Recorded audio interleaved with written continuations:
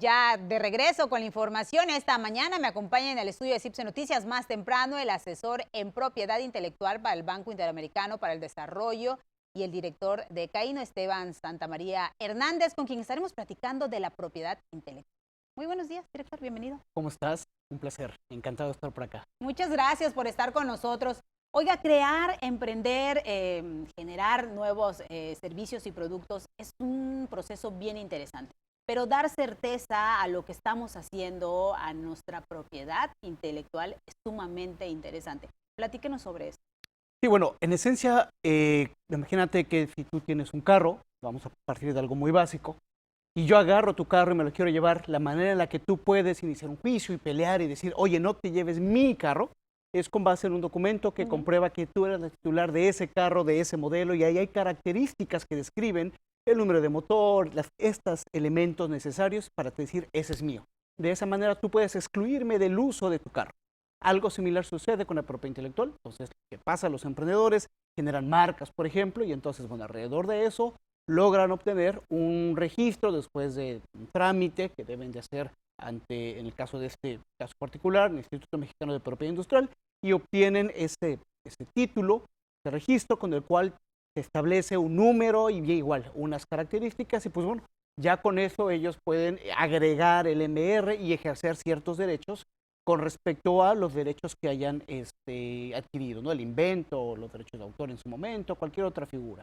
Entonces es muy importante para los emprendedores porque además, si quieren hacer otro tipo de negocios, por ejemplo, un modelo de franquicia, tener tu propiedad intelectual bien protegida es uno de los elementos fundamentales para que tu negocio realmente pueda llegar a ser franquiciado, ¿no?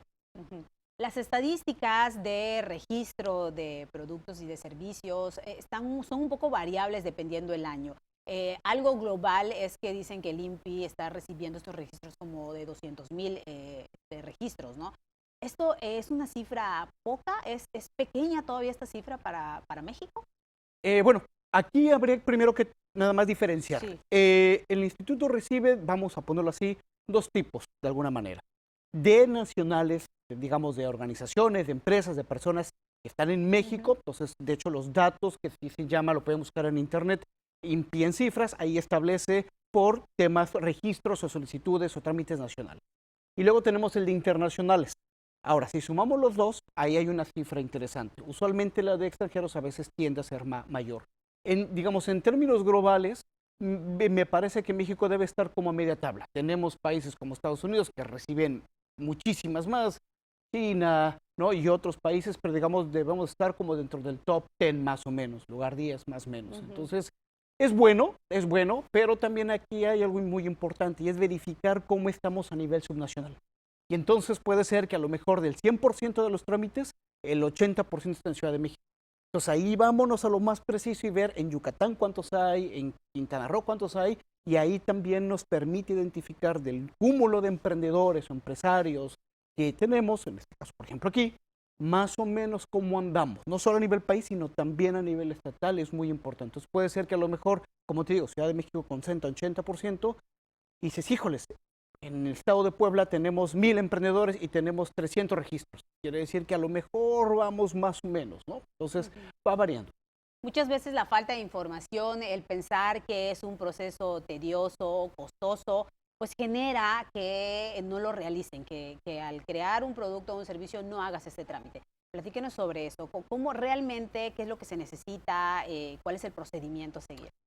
Bueno, en términos generales, lo importante es que depende del tipo de figura que tú quieras registrar, va a depender el trámite, los requisitos, los costos y los tiempos. Entonces, por una marca es un proceso, por un invento, una patente es otro. Entonces, de ahí va a variar. Todo requiere apoyo.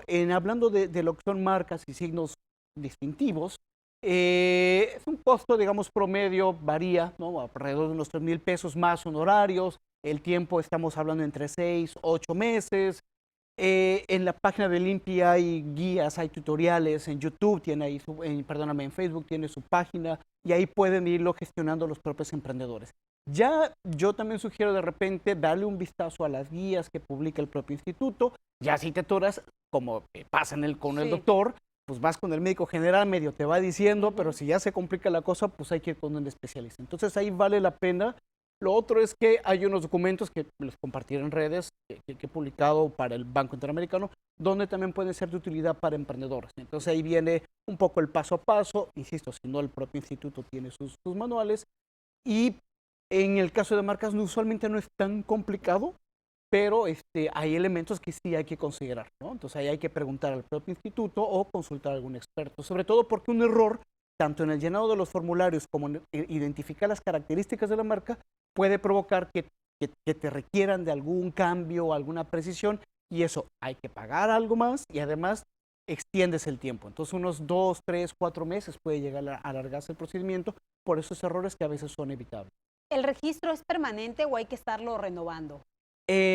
Hablando de, en general, el sistema de Sí. propiedad industrial, digamos, de signos distintivos, es renovable. El caso de patentes, por ejemplo, una vez que vence el periodo, en términos muy generales, sobre todo patentes, eso pasa al dominio público. Y bueno, variará en derechos de autores distintos, etcétera. Entonces depende ahí la figura. Ahora que estamos en una etapa donde las mujeres también se están arriesgando y están tomando la batuta en la creación y en emprender, también ellas están haciendo este registro. ¿Cómo va esa estadística? Fíjate que específicamente el dato de mujeres y marcas, te mentiría si te digo cómo vamos, no tengo yo los datos, pero donde sí los tenemos con Caíno fue en el caso de mujeres inventoras. Entonces fuimos los primeros en identificar cuántas mujeres patentan en México a nivel federal y a nivel subnacional. Campeche, Puebla, Querétaro, etcétera. Lo que te puedo decir en el último estudio que acabamos de presentar la semana pasada en Estados Unidos, en Washington, la oficina de patentes de ese país, es que el número de mujeres y del número de mujeres más o menos a nivel nacional, de inventoras, donde solo mujeres son inventoras en la patente, nacional es alrededor del 6%, el promedio. Parece poco. Pero curiosamente el número de hombres, el porcentaje, ha bajado alrededor de 40%. Donde ha subido mucho es en el equipo mixto. Quiere decir que hay al menos una mujer y al menos un hombre como inventores colaborando. Esa cifra ya rebasó el 50%. Parece ser que es la primera vez en la historia de México, en el último año, donde rebasó ese porcentaje. Y viendo América Latina, México es de los países que tiene el porcentaje más alto en este tipo de colaboraciones, lo que me parece fantástico porque no lo vemos, es un tema de choque, sino es un tema de vamos a hacer juntos, ¿no? Entonces, esa cifra va creciendo y es muy interesante. Claro. ¿Qué es la recomendación que se le hace a los emprendedores, a pues, todas estas personas, ¿no?, que están generando también pues una economía para el país? Porque al final de cuentas, cuando tú registras una marca, aseguras el crecimiento de un país, ¿no? Estás ayudando primero a ti mismo y Sí. luego en términos económicos generales. Mi recomendación básicamente es, antes de ya salir al mercado, aunque quizá no tengas todos los recursos para pagar tu trámite, vale la pena sentarte a verificar qué es registrable como marca, verificar qué condiciones, qué elementos, qué características debería tener tu marca. Hay cosas que no son registrables, por ejemplo, y sobre eso evaluar después tus inversiones. Ha pasado que de repente ya mandaron a hacer tarjetas, ya compraron sitio web, ya hicieron playeras, tarará, tarará, y un año después hacen el trámite, resulta que la marca tiene 2 años registrada. Puta, vas para atrás, ¿no? Es un relajo. Entonces, ahí vuelve a sacar tu marca, o sea, vuelve a hacer esos cambios. Yo creo que hacer una primera revisión de qué es registrable, qué se puede hacer, cómo se registra, cuánto cuesta tenerlo bien mapeado. Y yo sé que un emprendedor es difícil, el dinero no sobra, y entonces quizás si no lo vas a hacer dentro de tus primeros pasos, al menos sí tener mapeado si no hay otra que ya está registrada, ¿no? Ese tipo de elementos, y bueno, cuando sea el momento y tengas la capacidad económica para poder hacer el trámite, bueno, más o menos ya saber qué se requiere, qué tiempo tarda y que no hay otra registrada exactamente igual a la tuya o muy similar, y bueno, ahora sí hacer tu trámite, es mi sugerencia. Y al final nunca sobra, insisto, si quieres hacer una licencia, si quieres poner el MR, eso es muy importante. A veces al emprendedor se le hace fácil poner RMR, no es ideal porque te puedes hacer acreedor a una sanción, una multa económica, entonces hay que hacer los trámites para ponerle también ahí el MR o el R. Correcto, pues muy interesante lo que nos platicas. Muchas gracias Encantado. por estar con nosotros. Feliz, muchísimas gracias a ustedes. Gracias. Vámonos con Nancy, que nos tiene más información.